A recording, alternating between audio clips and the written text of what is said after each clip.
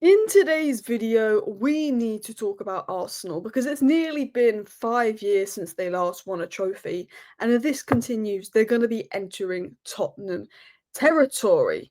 Now, they could still win a trophy this season. They've got to play Real Madrid in the Champions League, and Real Madrid, of course, are going to be the favourites for that game. But what I will say is, I fancy Arsenal more versus Real Madrid than I would versus Atletico Madrid because I always thought Atletico Madrid would sit back deep, low block, frustrate Arsenal, hit them on counter attack, beat them. A little bit like Newcastle have done to Arsenal many times this season. Whereas Real Madrid, they're going to attack Arsenal. They've got the attacking quality, they've got the flair. They're going to leave space in behind, and if Arsenal take their chances, they could score. Because if you leave Arsenal space, which PSV did, Arsenal can score goals. And we will talk about Arsenal's chances in the Champions League later. We will talk about Arsenal's squad because they are going to have the brilliant Bukayo Saka coming back, who is one of the best players in the Premier League. Arsenal's best player, in my opinion. That's going to make a huge difference. But we've got to talk about Arsenal winning trophies and this narrative of sort of turning your nose up at the Carabao Cup, turning your nose up at the FA Cup recently. Because look, the Premier League is the best trophy to win. The Champions League is the second best trophy to win. Arguably, Champions League for Arsenal might be the best to win because you've not won it. It depends where you're at. I think they're both the best two trophies to win. They're both the best two trophies to win. Actually, I'm not going to rank them, but an FA Cup and a Carabao Cup is still a good trophy. Manchester United, we've obviously fallen off. We've got no chance of winning the Champions League because we're not in it, or the Premier League.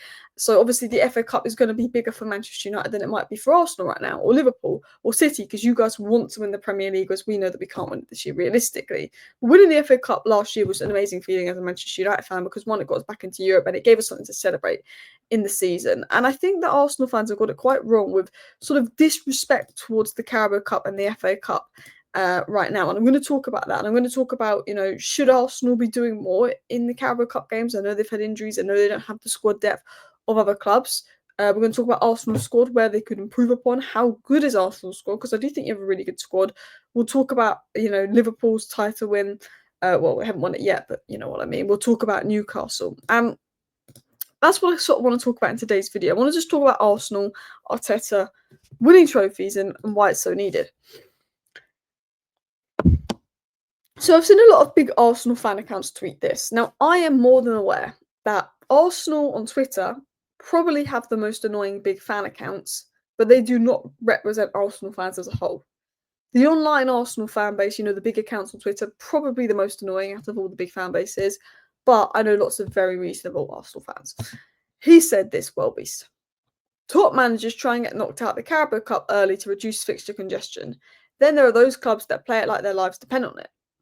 And I thought this was quite disrespectful because I don't think Arsenal, and some Arsenal fans watching aren't going to like me for this, but I don't think Arsenal are in a position to be turning their nose up at the Carabao Cup and at the FA Cup and those kind of competitions.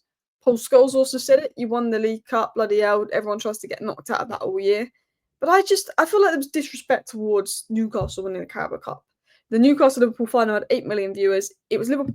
It was Newcastle's first trophy in 70 years. If you've won your first trophy in 70 years, why can't you celebrate it? Why can't you be happy about it? I was gassed when Man United won the Carabao Cup because that was our first trophy in 5 years. Do you know what I mean? Even if Manchester United, when we won the Carabao Cup, we were third, second place. We were behind you in City. We weren't going to win the Premier League, but we were in a much better position that first season under Ten Hag. But even I was just buzzing when United won the Carabao Cup because it was the first trophy in 5 years. So let alone 70, I don't get the disrespect towards Newcastle winning the Carabao Cup. But I don't get Arsenal fans saying they were trying to get knocked out the Carabao Cup. It's not important. They're prioritising the Premier League. Because this is why. This was your starting 11 versus Newcastle in the semi-final. At the time, this was your best starting 11, bar Saka for Trossard. That was your best starting 11 because Saka was obviously injured. That is a really strong 11. You lost 2-0 to Newcastle. Yes, you had chances in that game. Yeah, it could have been a tighter game, but you lost 2-0 to Newcastle. Newcastle won the Carabao Cup by knocking out Arsenal, Chelsea, Liverpool, and Forest, who are the top four currently in the Premier League. Yes, the Carabao Cup is the least prestigious. You want the Premier League, you want the Champions League over the Carabao Cup, the FA Cup every day of the week. It's the least prestigious of the trophies. But if I'm an Arsenal fan, I just want some silverware this year. Because if you're not going to win the Premier League, that's going to City, and the Champions League is difficult, but you can still win it technically. I want some silverware. I'd want a Carabao Cup. I'd want an FA Cup. That's silverware to win something because, you're coming second a lot. And, you were the second best team in England last year, the second best team this year. on paper, it's you, City, Liverpool, the best 3 teams in England by a long way. But even if you're not going to win the league, surely you want some silverware. Surely you want the best teams, even when they don't win the league, they'll go and win some silverware. Liverpool, last year, they were up at the top and then they fell off, but they had the Carabao Cup for it. Manchester City, the seasons they don't win the Premier League, they have a Carabao Cup, they have an FA Cup for it. They might have an FA Cup for it this year. You want silverware every year if you want to be the best team. Even if you don't win the league, you come second with silverware. Surely that's the way I look at it. Surely that's what you want. And I think at the point of you going into this semi-final against Newcastle, it's very clear Liverpool were going to win the league unless something catastrophic happened. So you weren't out the league title race, but I think most Arsenal fans knew that the league was over. Surely Arteta was prioritising the cup because, he's saying that, Arsenal were trying to get knocked out or top managers try and get knocked out of the FA Cup due to fixture congestion. But this doesn't look like a lineup where Arteta wanted to get knocked out the Carabao Cup. I think surely you'd want to win something. And I said this, Pep won 4 Carabao Cups in a row from 2018 to 2021. City also won 3 leagues in that time span. So City won 4 cups and also won 3 leagues, and they managed to do both. And the top teams can do both. So I don't get, Arteta doesn't care about it because that was the lineup he put out. I think Arteta needs to take these cups seriously. I think I can look at it and say, for Arsenal, not the trophy you want to win the Premier League, and you're going to always prioritise the Premier League, that makes sense. And with the injuries and the lack of squad depth, compared to Pep's Man City when Pep was winning the Carabao Cup and Premier League, of course, Pep had 2 full squads and brilliant benches when he was winning both trophies at once. It's harder to compete. With the injuries, with the lack of squad depth, you don't have Man City squad depth, it's harder to compete in both competitions. So Arteta would obviously prioritise the Premier League. But I think Arteta wanted the Carabao Cup this year. I think he put a strong lineup because he wanted the Carabao Cup. And while it's the least prestigious, I think every Arsenal fan would have been really happy to win the Carabao Cup because at least you got some silverware for the season. At least Arteta's got something to show for another second place season. That's 3 seconds in a row. Don't you want at least something to show for it? It's mathematically still possible you can win the Premier League, but we know Liverpool have basically won it. And I think Arsenal need that trophy to lift morale. Because it's been a while since you've won something significant. And I look at the Carabao Cup and I think you last won it in 1993. So surely, if the opportunity's there, you go for it. Especially with Manchester City being knocked out, who are normally the favourites, you'd go for it. And I think you would have given Liverpool a game. Because 21 years without title, 33 years without Carabao Cup, no UCLs, no Europa Leagues, no European trophies. Surely you want a bit of silverware. So I don't get, this whole Arsenal are better than the Carabao Cup. I don't get it. Arsenal, Man City, Liverpool. Liverpool in the final. Liverpool, they tried for it. Not as hard as bloody Newcastle. Newcastle really tried for it. But I don't get these big clubs thinking they're better than the Carabao Cup because I still think it's a great trophy. I don't think teams deliberately go out there. Arteta put a strong lineup up. And now Eddie Howe is saying, he's won the same number of trophies as Arteta. Tenor came to Man United, got sacked, and has still won more trophies than Arteta with a worse squad. So if Arteta wants to cement himself as a top manager, he's doing great to have Arsenal in second and he's assembled a good squad. And he's been unlucky with injuries, but he needs those trophies to show for it. Obviously for Man United, we had a rubbish season, whereas Arsenal took the title race to the final day of the season. That was an incredible achievement. But having something to lift at the end of the season, it just meant that there was something to celebrate. Do you know what I mean? There was something to celebrate. And I feel like winning the trophy, even if it's not the Premier League, the Champions League, and even if Man United have fallen off, I think it's so underrated. Now, Arsenal can still win a trophy. You've got to play Real Madrid over 2 legs, and Saka should be back. He'll probably definitely be back for the second leg. The first leg, will he be fit enough to start is the big question because he's sort of expected back in the next few weeks, but you don't want to rush him back and risk him being injured again. It's one of those. But then you also think, well, this is the game you need Saka for, Real Madrid. This is your game of the season. This is your make or break. This is your biggest game of the season. And as I said at the start of my video, there's a possibility you can do something if you take chances. The problem is Real Madrid have these guys. They're all incredible players. They're all game winners. Jude Bellingham is clutch. Mbappe is arguably the best player in the world. Vinny's a big moments player. Rodrigo's probably really underrated. Real Madrid have these guys. Martinelli can't compete with them. Saka, yeah, he's a top player.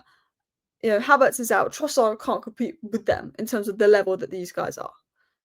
But I do think Real Madrid could leave Arsenal spacing behind, and Arsenal are clinical and take their chances. They could score.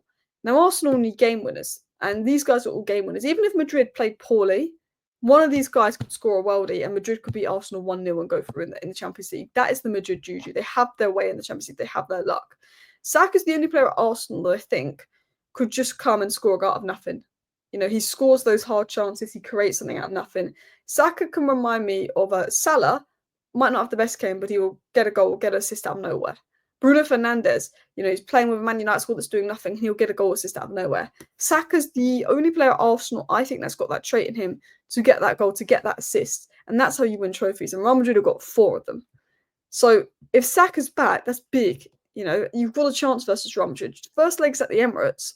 So if you go to the Bernabeu with a 1-0 lead and you put in the performance at the Emirates, it's all to play for. And you can defend, and you had the best defensive record last year. You never know. You've got a chance. If I was to guess, I would guess Real Madrid are going to go through.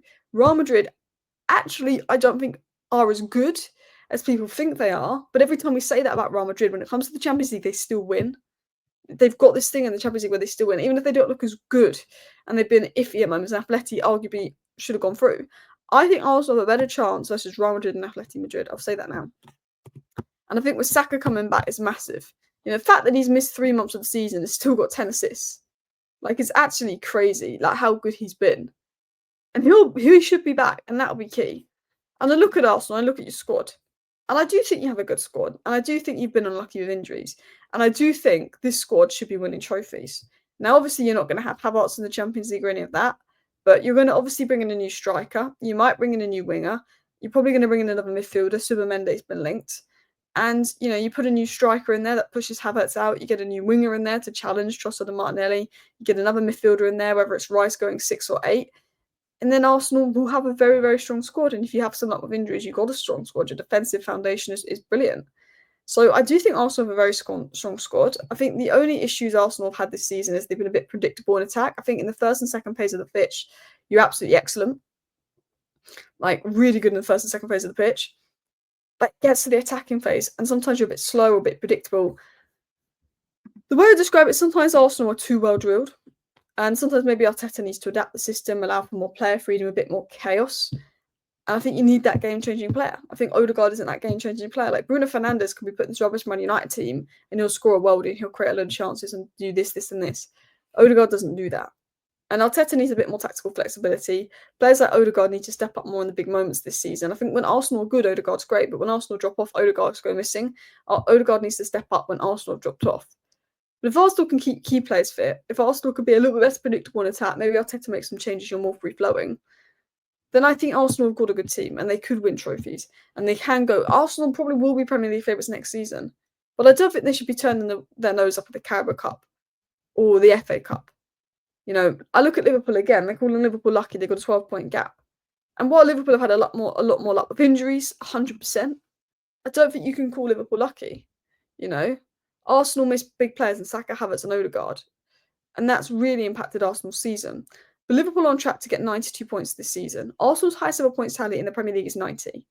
So for Arsenal to win the league this season, they'd still need to get the highest points tally in their history. And with Saka, Havertz and Odegaard staying fit, would you still be able to get 93 points? Which is 3 more than what you got in 03-04. You'd need 93 points to win the Premier League, which is higher than you've ever got in the Premier League. Ever got in the Premier League. Because that's what Liverpool are on track to do, 92 points and win the title. Which means you'd need 93 points, but you need to break your record. So, yes, Liverpool have been a lot lucky with Arsenal in injuries, red cards, decisions. But when you're a good team, you create your own luck. But also, even if Arsenal didn't have these injury issues, they'd still have to get their best ever Premier League points tally to win the league because Liverpool have been unreal. And when Salah's in the form he's in, he's absolutely unstoppable. Absolutely unstoppable he is. So that's just my thoughts on Arsenal and everything going on and sort of the lack of trophies at Arsenal and where they're at. Arsenal fans, let me know your thoughts down below. Let me know how you're feeling on the Madrid game. And do you think the Carabao Cup is not important? Would you rather not win a trophy and focus on the Premier League than win a Carabao Cup and drop off a bit in the Premier League? Let me know your thoughts down below. Thank you for watching. Bye.